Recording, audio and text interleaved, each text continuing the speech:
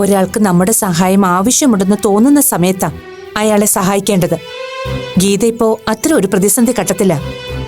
അവിടെ മറ്റൊന്നിനെക്കുറിച്ചും ആശങ്കപ്പെടാതെ നമ്മൾ ഓടിയെത്തുകയാ വേണ്ടത്. മമ്മി പറഞ്ഞത് ശരിയാ. എന്നാലും നമുക്കൊന്നുകൂടി ഒന്ന് ആലോചിച്ചിട്ട് പോരെ? ഇനി ഇതിൽ എന്താ ഇത്ര ആലോചിക്കാനുള്ളത്? ഇന്നെന്തായാലും ഗീതയെ വിളിച്ച് ഈ കാര്യം ഒന്ന് പറയണം. കഴിയുമെങ്കിൽ 2-3 ദിവസത്തിനുള്ളിൽ അപ്പുവിനെ ഇവിടേക്ക് കൊണ്ടുവരികയും വേണം. നീ വിഷമിക്കണ്ട ജോബിൻ. മാളുവിനെ കാര്യങ്ങൾ പറഞ്ഞ് ഞാൻ കൺവിൻസ് ചെയ്യിച്ചോളാം. എന്നാ ഞാൻ ഇറങ്ങട്ടെ മമ്മി.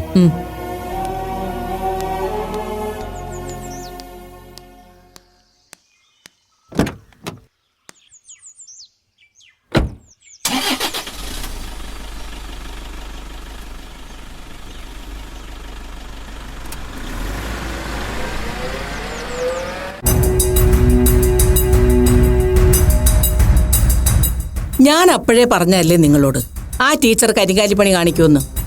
ഒടുക്കം പറഞ്ഞതുപോലെ തന്നെ സംഭവിച്ചില്ലേ? ഇപ്പൊ സമാധാനമായില്ലേ എല്ലാവർക്കും? ടീച്ചർ അങ്ങനെ ഒരു തീരുമാനം എടുത്തതിന് നമുക്ക് എന്ത് ചെയ്യാൻ പറ്റും അമ്മേ?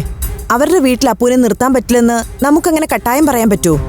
എന്താ പറഞ്ഞാല്? നമ്മുടെ കൊച്ചു അവിടുത്തെ അടുക്കളപ്പണിക്കാരിയൊന്നും അല്ലല്ലോ.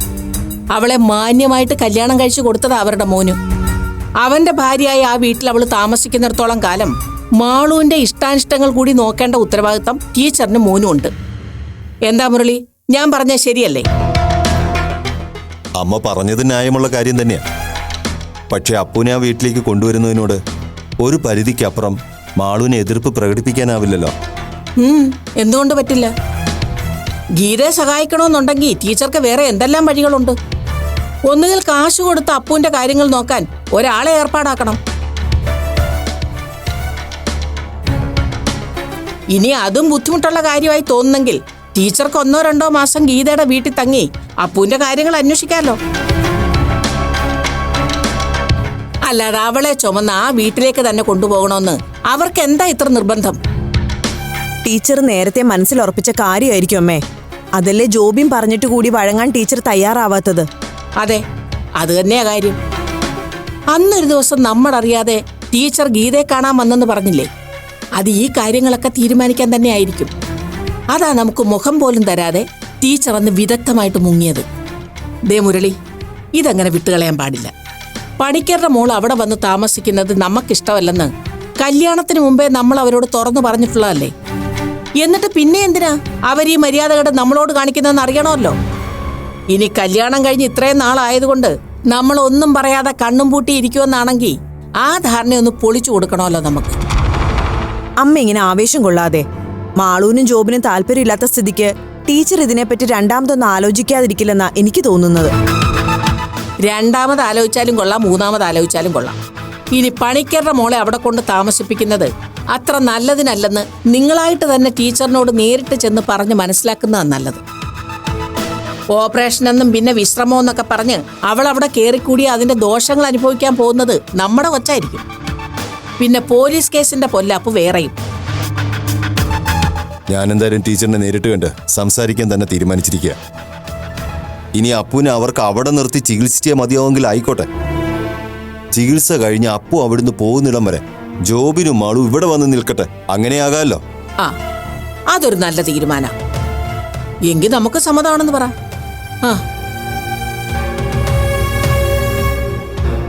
പക്ഷേ അത് ജോബിൻ സമ്മതിക്കോ? സമ്മതം അല്ലെങ്കിൽ അപ്പുവിനെ അവിടെ കൊണ്ടുവരുന്ന കാര്യം ആലോചിക്കേണ്ട, നമ്മളും തർപ്പിച്ചങ്ങ് പറയും. അത്ര തന്നെ.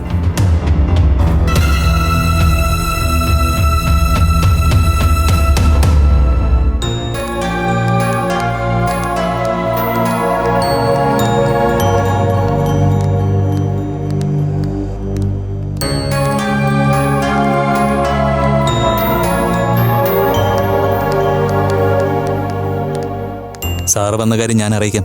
വെയിറ്റ് ചെയ്യ്.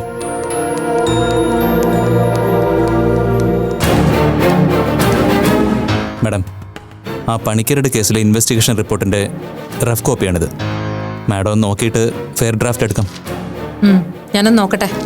ഫെയർ ഡ്രാഫ്റ്റ് ഞാൻ പറഞ്ഞിട്ട് എടുത്താൽ മതി. 1-2 നോട്ട്സ് കൂടി ആഡ് ഓൺ ചെയ്യാനുണ്ട്. ശരി മാഡം. പിന്നെ ആ അഡ്വക്കേറ്റ് നന്ദകുമാർ കാണാൻ വന്നിട്ടുണ്ട്. ഓ, നമ്മുടെ പണിക്കരുടെ വക്കീലല്ലേ? അതെ മാഡം. വരാൻ പറയൂ. ശരി madam.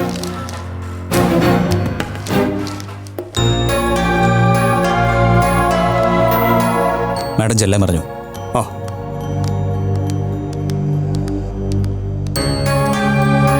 Excuse me madam. Yes please. Thank you. ഏതായാലും വക്കീല് കറക്റ്റ് സമയത്താണല്ലോ എൻട്രി ആയത്. നന്നായി. അതെന്താ മാഡം അങ്ങനെ പറഞ്ഞേ? അല്ല, ഞാൻ നമ്മുടെ പണിക്കരുടെ ജാതകത്തിന്റെ കരട് രൂപം ഒന്ന് വായിച്ചു നോക്കുമായിരുന്നു. റിപ്പോർട്ടിന്റെ റഫ് കോപ്പിയുടെ കാര്യമാണ് ഞാൻ ഉദ്ദേശിച്ചത്. ഓ അങ്ങനെ. അപ്പോ ഇൻവെസ്റ്റിഗേഷൻ പൂർത്തിയായെന്ന് പറയാം അല്ലേ മാഡം? ഓൾമോസ്റ്റ്. ഇനിയൊന്ന് കൺക്ലൂഡ് ചെയ്യണം. That's all. അല്ല, വക്കീലെന്താ വന്നത്? ഈ കേസിന്റെ കാര്യം അറിയാൻ വേണ്ടി തന്നെയാണ് വന്നത്. And if you don't mind, എനിക്കൊരു കാര്യം അറിഞ്ഞാൽ കൊള്ളാവുന്നുണ്ട്. യെസ്, ചോദിച്ചോളൂ. ചോദ്യത്തിലേക്ക് വരും മുമ്പ് ഒരു കാര്യം കൂടി ആമുഖമായിട്ട് പറയട്ടെ. ഒരിക്കലും ഒരു ഡിഫൻസ് ലോയറും ഇൻവെസ്റ്റിഗേഷൻ ഓഫീസറും തമ്മിലുള്ള ഒരു കൂടിക്കാഴ്ചയായി മാഡം ഈ മീറ്റിങ്ങിന് കാണരുത്. സോറി, നമ്മുടെ ഈ മീറ്റിംഗ് ഞാൻ എങ്ങനെ കാണുന്നു എന്നുള്ളത് വക്കീലിന്റെ ചോദ്യം പോലിരിക്കും. കമോൺ, എന്താ മിസ്റ്റർ നന്ദകുമാറിന് അറിയാനുള്ളത്? ഒരു കാര്യം മാത്രം എനിക്ക് അറിഞ്ഞാൽ മതി madam. End of the day, as an investigation officer mister Vijaya പണിക്കരെ കുറിച്ച് എന്താണ് മാഡത്തിന്റെ അഭിപ്രായം? എന്താ മാഡം, എൻ്റെ ചോദ്യത്തിന് എന്തെങ്കിലും കുഴപ്പമുള്ളതായിട്ട് തോന്നിയോ? ഏയ് നോ നോ, ഞാൻ വക്കീലിന്റെ ബുദ്ധിയെക്കുറിച്ച് ആലോചിച്ച് ഒന്ന് ചിരിച്ചു പോയതാ. അല്ല, ഇതിലും ഭേദം എന്റെ ഈ റിപ്പോർട്ട് മിസ്റ്റർ വിജയ് പണിക്കർക്ക് ഫേവറബിൾ ആണോ അതോ എഗെയിൻസ്റ്റ് ആണോ എന്ന് വക്കീലിന് ഡയറക്റ്റ് ആയിട്ട് അങ്ങ് ചോദിക്കാമായിരുന്നു. സോറി മാഡം, ഞാനത് ഉദ്ദേശിച്ചിട്ടേ ഇല്ല. ലീഗൽ സർവൻ്റ് എന്ന രീതിയിൽ അങ്ങനെ ഒരു ചോദ്യം നമ്മുടെ എത്തിക്സിന് ചേർന്നതല്ലല്ലോ. ഞാൻ ഉദ്ദേശിച്ചത്, മാഡത്തിൻ്റെ ഈ അന്വേഷണത്തിനിടയിൽ എപ്പോഴെങ്കിലും മിസ്റ്റർ പണിക്കർ കടുത്ത മാനസിക വെല്ലുവിളി നേരിടുന്ന ഒരു പേഷ്യൻ്റ് ആണെന്ന സത്യം മാഡത്തിന് ബോധ്യപ്പെട്ടു എന്നാണ്. ലുക്ക് മിസ്റ്റർ നന്ദകുമാർ, ഈ ചോദ്യത്തിന് എന്റെ ഉത്തരം യെസ് എന്നാണെങ്കിലും നോ എന്നാണെങ്കിലും അത് ഈ റിപ്പോർട്ടിന്റെ കണ്ടന്റിലേക്കുള്ള ഒരു ഷോർട്ട് കട്ട് ആയിരിക്കും. ആൻഡ് നിങ്ങളെപ്പോലെ സമർത്ഥനായ ഒരു അഡ്വക്കേറ്റിന് വളരെ ഈസിയായി ഈ റിപ്പോർട്ടിന്റെ കണ്ടന്റ് എന്താണെന്ന് ഊഹിക്കാൻ പറ്റും. ശരിയല്ലേ? സോ താങ്കളോടുള്ള എല്ലാ സ്നേഹവും നിലനിർത്തിക്കൊണ്ട് തന്നെ എനിക്ക് നിങ്ങളുടെ ചോദ്യം അവോയ്ഡ് ചെയ്യേണ്ടി വരും. It's okay madam. But one thing I would like to tell you. ഇപ്പോൾ മിസ്റ്റർ പണിക്കർ ഒരു മാനസിക രോഗിയാണെങ്കിലും അല്ലെങ്കിലും ഈ കേസിന് ആസ്പദമായ സംഭവങ്ങൾ നടക്കുന്ന കാലയളവിൽ അയാളൊരു സാധാരണ മനുഷ്യൻ തന്നെ ആയിരുന്നു. ഐ മീൻ, സ്വന്തം ബുദ്ധിക്കോ മനസ്സിനോ സ്ഥിരത നഷ്ടപ്പെടാത്ത ഒരാൾ. അങ്ങനെ ഒരു മനുഷ്യൻ സ്വന്തം കുടുംബത്തോട് ചെയ്ത ക്രൂരതകളെക്കുറിച്ചാണ് എനിക്ക് ഈ റിപ്പോർട്ടിൽ മെൻഷൻ ചെയ്യേണ്ടി വരുന്നത്. എൻ്റെ ഈ ഒരു വെളിപ്പെടുത്തൽ പോലും നിങ്ങളെപ്പോലെ ഒരാൾക്ക് ആവശ്യത്തിലധികം ഉപകരിക്കുന്ന ഒരു ക്ലൂ ആണെന്ന് എനിക്കറിയാം. വക്കീല് ബുദ്ധിമുട്ടി ഇവിടെ വരെ വന്ന സ്ഥിതിക്ക് ഇത്രയെങ്കിലും ഒരു ഫേവർ ഞാൻ താങ്കളോട് കാണിക്കണ്ടേ? അതുകൊണ്ട് പറഞ്ഞതേ ഉള്ളൂ. വക്കീലിന് വേറെന്തെങ്കിലും അറിയാനുണ്ടോ? അല്ല, ഞാൻ അല്പം ബിസിയാണ്. ഓക്കെ, ഞാൻ ഉറങ്ങണം മാഡം. ഏതായാലും ഇത്രയും സമയം എനിക്ക് വേണ്ടി സ്പെയർ ചെയ്തതിനും പിന്നെ ഈ വിലപ്പെട്ട ക്ലൂവിനും thanks lot. Bye. Okay, bye. ഇങ്ങനൊരു തീരുമാനം കൊണ്ട് ഡെയ്സി ഉദ്ദേശിക്കുന്ന ഫലം കിട്ടില്ലെന്ന് മാത്രമല്ല, അതിനേക്കാളേറെ നിങ്ങളുടെ ജീവിതത്തെ അത് നെഗറ്റീവായി ബാധിക്കുകയും ചെയ്യും. പോലീസ് എൻക്വയറി ഇനി അവസാനിച്ചിട്ടില്ലാത്ത സ്ഥിതിക്ക് അപ്പുവിൻ്റെ പ്രസൻസ് എപ്പോഴും പോലീസിൻ്റെ മീഡിയയുടെ ഒരു ശ്രദ്ധാകേന്ദ്രമായിരിക്കും. അച്ഛനും ട്രാൻസ്ജെൻഡറായ മകളും തമ്മിലുള്ള വഴക്ക് പലതരത്തിലുള്ള നിറം പിടിപ്പിച്ച കഥകളായി ഓൺലൈൻ മീഡിയയിൽ പലരും ആഘോഷമാക്കും. ആ കൂട്ടത്തിൽ നിങ്ങളെക്കുറിച്ചും ഉണ്ടാവും കഥകൾ. എന്തിനാ ജോബിൻ അറിഞ്ഞുകൊണ്ട് നമ്മൾ ഇതിനൊക്കെ തലവെച്ചു കൊടുക്കാൻ പോകുന്നത്? അങ്കിൾ പറയുന്നതൊക്കെ എനിക്ക് മനസ്സിലാവുന്നുണ്ട്. മാളുവിന് ഇക്കാര്യത്തിൽ ഇതേ ആശങ്കയുണ്ട്. ഞാനത് മമ്മിയെ പറഞ്ഞ് കൺവിൻസ് ചെയ്യാൻ ശ്രമിച്ചതുവാ. പക്ഷെ അങ്കിൾ, ഇപ്പോഴത്തെ ഈ പ്രത്യേക സാഹചര്യത്തിൽ ഗീതാൻറ്റിയെ സഹായിക്കാൻ ഇതല്ലാതെ മറ്റു വഴിയില്ല എന്ന നിലപാടില്ല മമ്മി. മമ്മി പറയുന്നതിലും കാര്യമുണ്ട്. ഞങ്ങളോടൊപ്പം ആണെങ്കിൽ സ്വന്തം വീട്ടിലെന്ന പോലെ അപ്പോൾ കംഫർട്ടബിൾ ആയിരിക്കും. അതൊക്കെ ടീച്ചറിന് വെറുതെ തോന്നുന്നതാ ജോബിൻ. ഗീതയെ സഹായിക്കാൻ ഇതല്ലാതെ വേറെ എത്രയോ ഓപ്ഷൻസ് ഉണ്ട്. മാളു പറയും പോലെ ഒരു ഹോം നേഴ്സിനെ അപ്പോയിന്റ് ചെയ്താൽ തീരാവുന്ന പ്രശ്നമല്ലേ ഉള്ളൂ. അതിന് പകരം ഇങ്ങനൊരു തലവേദന എടുക്കേണ്ട വല്ല കാര്യമുണ്ടോ? ഞാൻ മമ്മിയോട് ഒന്നുകൂടി ഒന്ന് സംസാരിച്ച് നോക്കട്ടെ. മാളുവിന് വേണ്ടി ചെയ്യുന്ന ഒരു ഫേവറായിട്ടാകരുത് ജോബിൻ ഈ കാര്യം ഡെയ്സിയോട് സംസാരിക്കേണ്ടത്. വ്യക്തിപരമായിട്ട് ഈ കാര്യത്തിൽ ജോബിന് ഒട്ടും ഇൻട്രസ്റ്റ് അല്ലാന്ന് ടീച്ചറിനെ കൺവിൻസ് ചെയ്യണം. മുൻപ് അപ്പൂനെ അവിടെ അക്കോമഡേറ്റ് ചെയ്തതിന് VP വന്ന് പ്രശ്നം ഉണ്ടാക്കിയതൊന്നും ഡെയ്സി മറന്നിട്ടുണ്ടാവില്ലല്ലോ. അതിനേക്കാൾ 10 മടങ്ങ് വഷളായ ഒരു മാനസികാവസ്ഥയിലാണ് VP ഇപ്പോഴുള്ളത്. അപ്പൂനോട് തീർത്താൽ തീരാത്ത പക മനസ്സിൽ സൂക്ഷിക്കുന്നുണ്ടാവും VP. ജോബിനും മാളും സ്ഥലത്തില്ലെന്നറിഞ്ഞ VP അതൊരു അവസരമായി കണ്ടാലോ? അപ്പൂനെ ആക്രമിക്കാനോ കൊലപ്പെടുത്താനോ ഉറപ്പിച്ച് VP അവിടെ വന്നാൽ ടീച്ചറിന് തനിച്ച് എന്ത് ചെയ്യാൻ പറ്റും? ഞാൻ ജോബിനെ ഭയപ്പെടുത്താൻ വേണ്ടി പറഞ്ഞതല്ല. ചിന്തിക്കുമ്പോൾ നമ്മൾ എല്ലാ വശങ്ങളും ചിന്തിക്കണമല്ലോ. എനിക്ക് മനസ്സിലാവുന്നുണ്ട് അങ്കിൾ. അങ്ങനെ ഒരു അപകടത്തെപ്പറ്റി അങ്കിള് പറഞ്ഞപ്പോഴാണ് ഞാനും ചിന്തിക്കുന്നത്. അതുകൊണ്ട് കാര്യങ്ങൾ വ്യക്തമായിട്ട് ഡെയ്സി പറഞ്ഞ് മനസ്സിലാക്കാൻ ശ്രമിക്കാം. പുറത്തു നിന്നുകൊണ്ട് നമുക്ക് ചെയ്യാൻ കഴിയുന്ന എന്ത് ഹെൽപ്പും നമുക്ക് ചെയ്യാം. ഞാനും അശ്വതിയൊക്കെ അതിനുവേണ്ടി ഡെയ്സിയുടെ കൂടെ ഉണ്ടാവും. അതല്ലാതെ ഇങ്ങനൊരു തീരുമാനം മണ്ടത്തരമാണെന്ന് ഞാൻ പറയും. എൻ്റെ ഭാഗത്ത് നിന്ന് മമ്മിയെ കൺവിൻസ് ചെയ്യാൻ പരമാവധി ഞാൻ ശ്രമിക്കാം അങ്കിൾ. ഞാൻ ഈ ഫോൺ എടുക്കട്ടെ.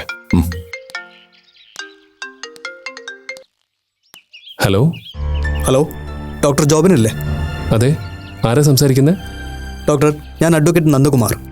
നമ്മൾ തമ്മിൽ പരിചയമുണ്ട്, പക്ഷേ നേരിട്ട് കണ്ടിട്ടില്ലെന്നേ ഉള്ളൂ.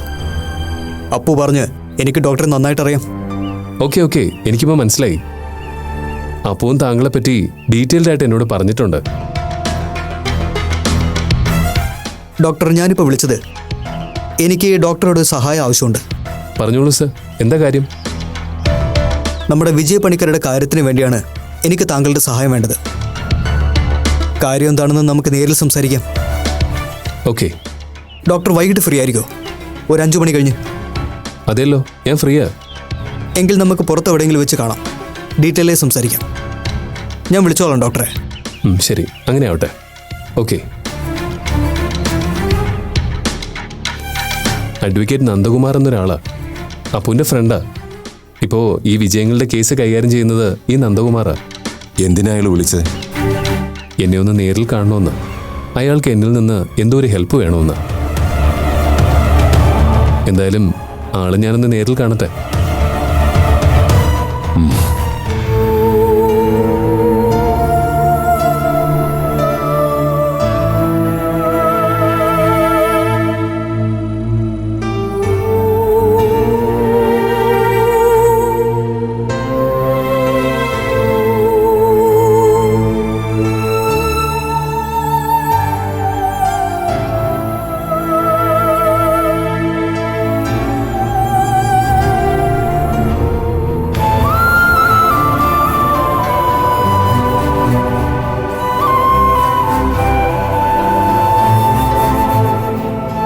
എന്താ VP?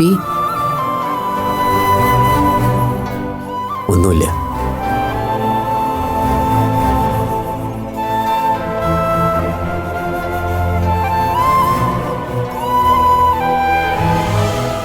പനിക്കുന്നുണ്ടോ? ഇല്ല. പിന്നെന്താ, തലവേദനയാ? മരുന്ന് കഴിച്ചാൽ മതി, മാറും. എനിക്കൊന്നുമില്ല VP, ഒന്നുമില്ല. പിന്നെന്തിനാ കരയുന്നത്? ഞാൻ കരഞ്ഞില്ലല്ലോ. BP കൂടെ ഉള്ളപ്പോ ഞാനെന്തിനാ കരയുന്നേ? കരയല്ലേ, പനി കൂടും. കരയല്ലേ.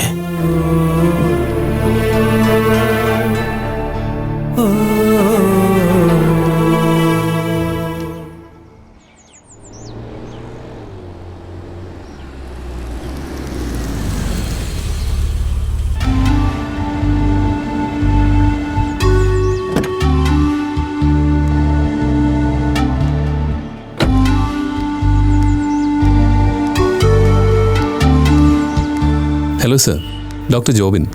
അഡ്വക്കേറ്റ് നന്ദകുമാർ. സാറ് വെയിറ്റ് ചെയ്യാൻ തുടങ്ങിയിട്ട് കുറച്ച് നേരമായോ? സോറി, 1-2 കയറാനുള്ളതുകൊണ്ട് ഞാൻ അല്പം ലേറ്റ് ആയത്. No problem doctor.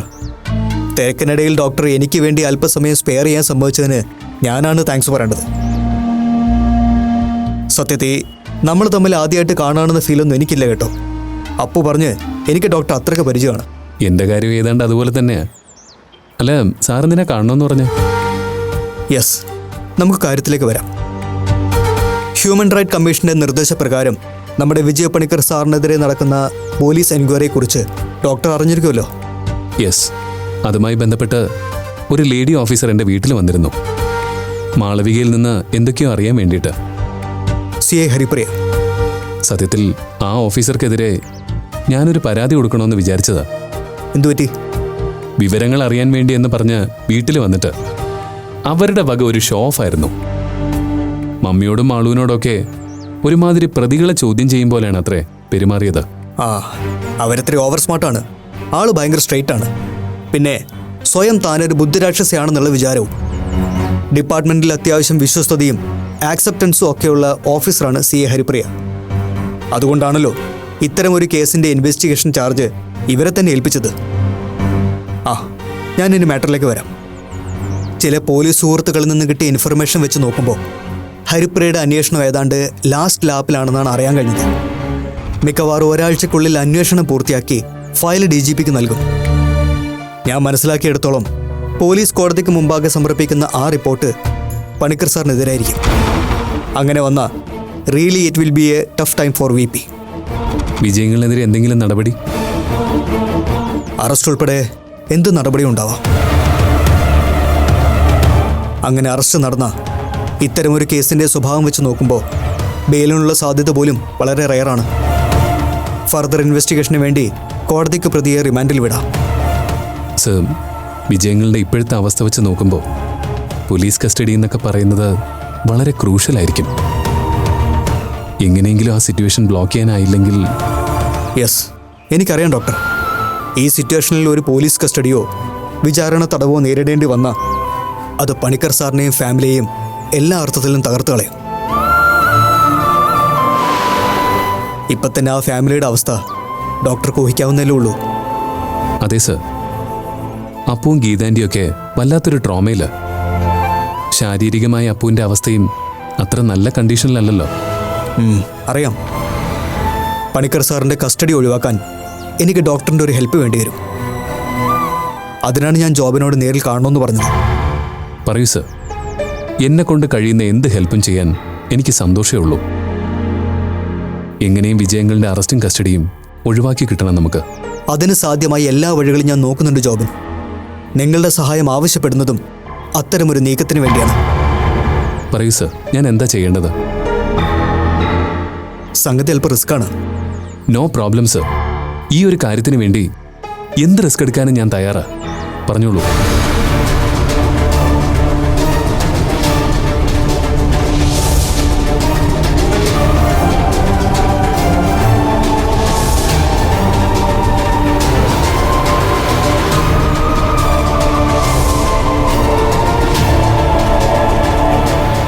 സോ ഇതാണ് എൻ്റെ പ്ലാൻ.